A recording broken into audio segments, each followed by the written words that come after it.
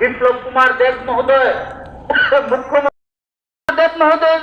নেতৃত্বে সরকার একদিকে স্বাস্থ্য পরিষেবার সেখানে বলেছিল, মনে আছে মঞ্চে এসে আসন গ্রহণ নিধি দেব মহোদয়াকে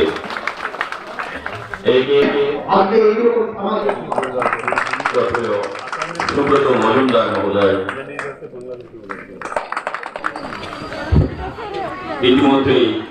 আমাদের মাঝখানে এসে পৌঁছেছেন। সাথে সাথে আপনারা করতালি দিয়ে अभिनंदित करार करने त्रिपुरा वासियों ने मिलकर रखी है एक त्रिपुरा श्रेष्ठ त्रिपुरा को बनाने की, तो उसमें हम सबकी भागीदारी, योगदान और एक दूसरे का साथ ज़रूरी है। तो मैं अकेली कुछ नहीं कर रही हूँ, मेरे साथ मैं जहाँ जाती हूँ वहाँ के लोकल जो समाज सेवी हैं, जो कार्यरत हैं, कार्य कर रहे हैं समाज के लिए, वो मेरा साथ देते हैं और तब हम ये काम को संभव कर पा रहे हैं। आज जैसे मैं बहुत खुश हूँ कि यहाँ पे हमारे बीच में विश्वजीत जी आए,